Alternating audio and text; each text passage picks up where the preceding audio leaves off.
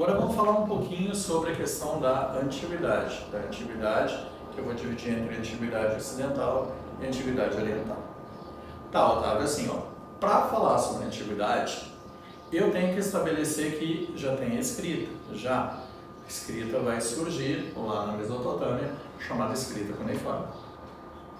Então, algumas civilizações eu vou transcrever nessa minha antiguidade.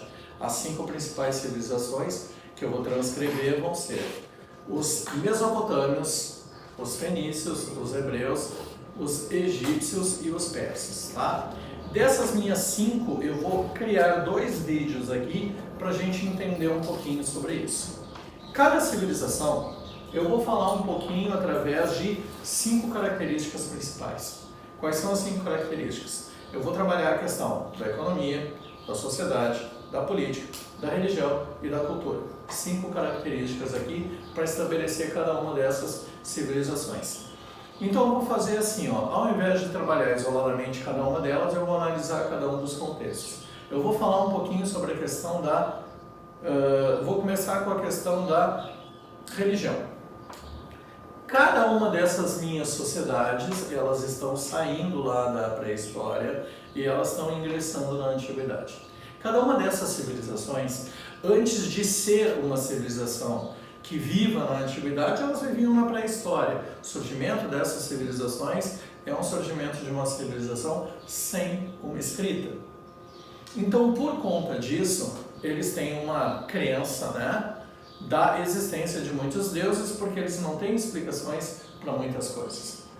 Eu tenho egípcios que vão ser politeístas, eu tenho os mesopotâmios que vão ser politeístas, eu tenho os persas que vão ser politeístas e eu tenho os fenícios que vão ser politeístas. A minha única diferença aqui no caso vai ser quando eu falar dos hebreus.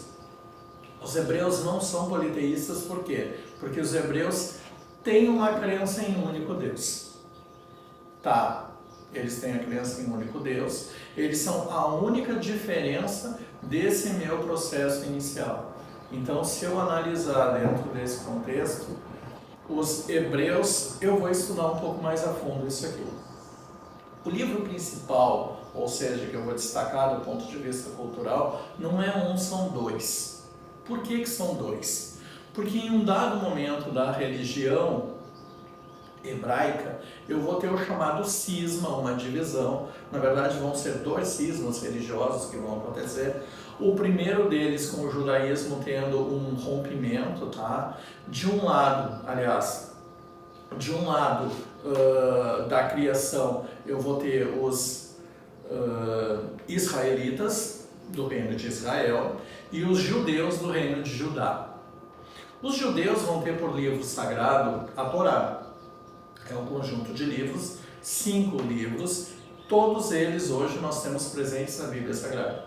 Então o que é a Bíblia Sagrada? É um compilado, que é o livro sagrado, que é o segundo livro sagrado para a gente entender um pouco a questão da religião do povo hebreu, que é um compilado entre a Torá, mais um pouco da história desses israelitas que viveram durante esse período até o surgimento de Cristo, tudo isso no chamado Antigo Testamento, e o Novo Testamento ele vai ser o surgimento de Cristo, aonde eu vou ter os discípulos contando um pouco a história de Cristo, certo?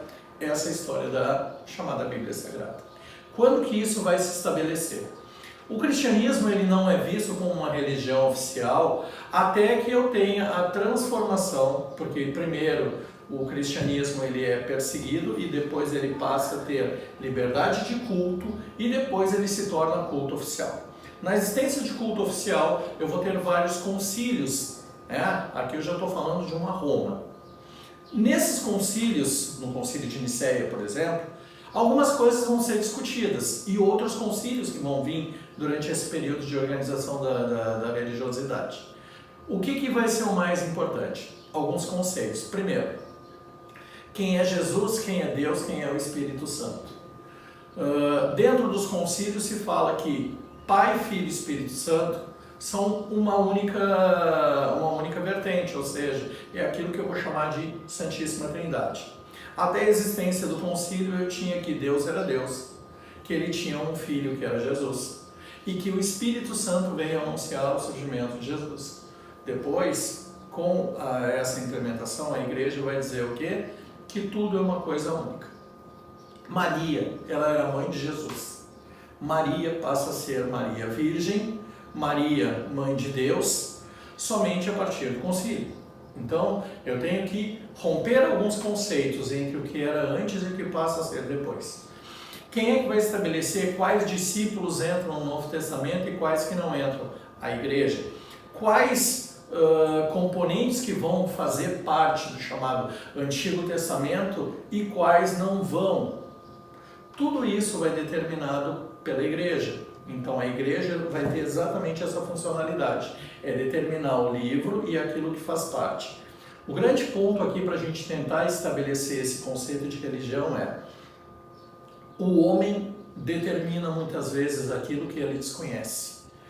De tempos em tempos, essa mesma religiosidade que vai começar a ter traços maiores em função da questão da escrita, a partir desses concílios, ela vai ser transformada para adequar a sua condição.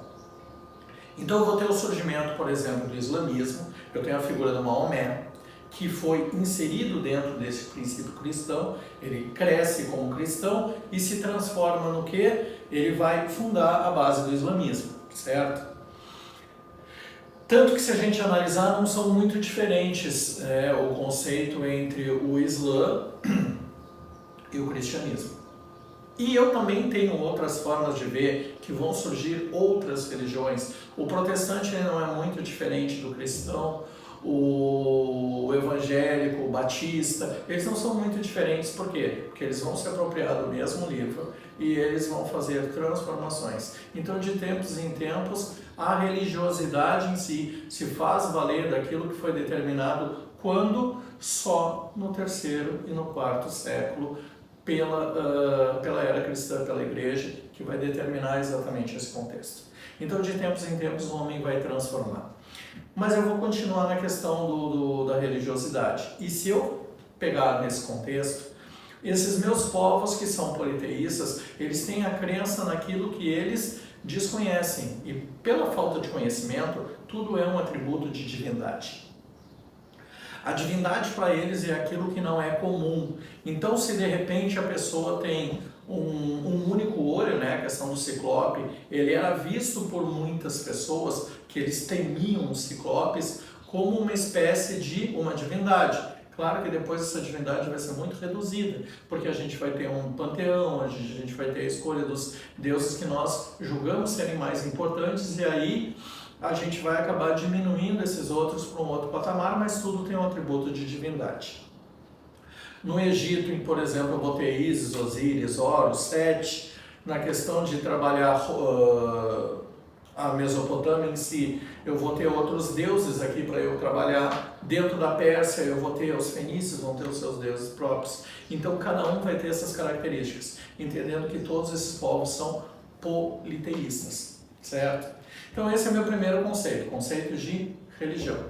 O segundo conceito é o conceito de uma estrutura social. O que eu tenho que pensar em termos de estrutura social? Essa minha sociedade, ela vai ser estabelecida em camadas.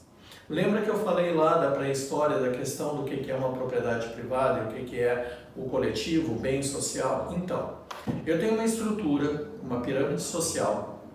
No topo vai ser a figura que vai ordenar o meu Estado, ordenar que vai ser o governante, que vão ser geralmente as monarquias.